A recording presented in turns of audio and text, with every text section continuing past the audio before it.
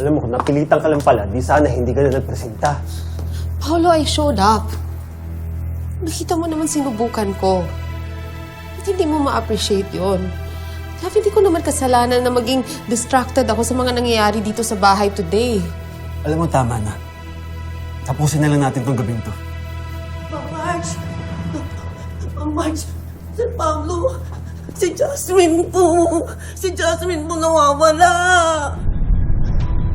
So, Jasmine?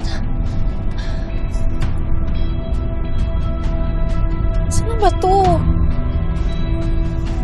Kausap ko lang si Juan kanina. Sabi niya na nandun lang siya sa kama natutulog. Mami, hindi po siya natutulog. Yung una lang po yung nasa ilalim ng kumot. Nawawala po si Jasmine! Ano ba na yung sabi na? Nagpapasins mo ba? Sa kwarto ni Ashley.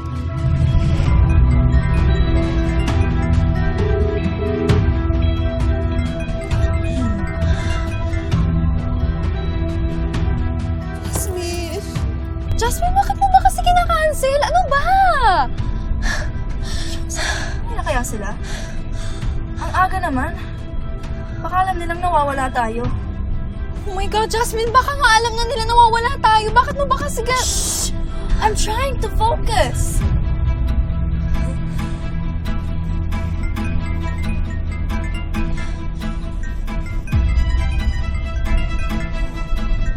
Jasmine, yung daddy mo na yung tumatawag. Oh, please, can we just go back now? Down!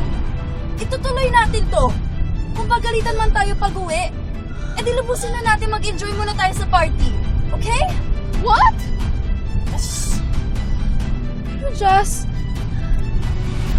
what if papagalitan nila tayo? I can't focus!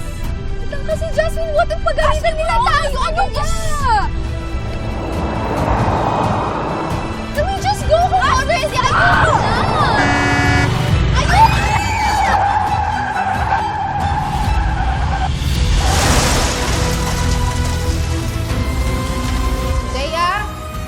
Kaya? Ano bang problema niyo? Nasaan si Jasmine? Nagpaalam ba siya sa'yo? Bakit sa akin mo hinahanap ang anak mo? Eh, di ba ang sabi mo sa akin, wag na akong magdidikit sa kanya? Sagutin mo lang ang tanong ko. Hindi ko alam kung nasaan ang anak mo. Last ko siya nakausap kanina pang umaga. Baka nasa kwarto lang ni Ashley. Wala siya ron. Wala din dun si Ashley. Imposible! Eh, hindi naman lumalabas si Ashley paglabas na ng bedtime niya.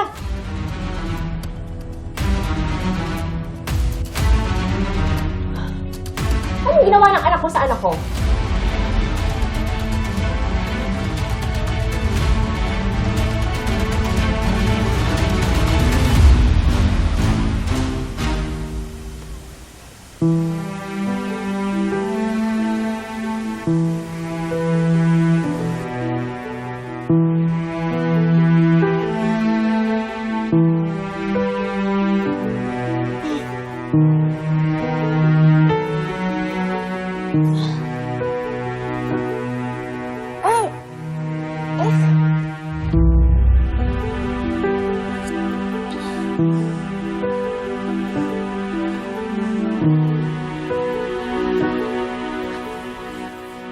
Jasmine? Jasmine? Gising na, Jasmine. Are you okay?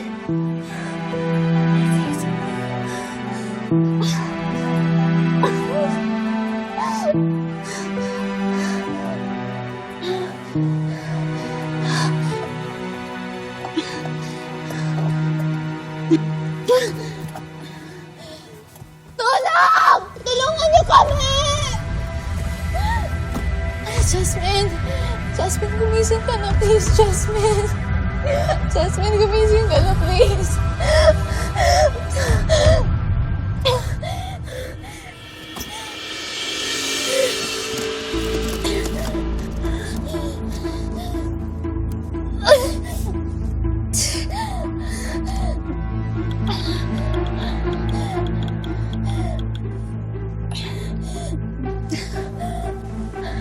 Jasmine, hold on ka lang, Jasmine, ha?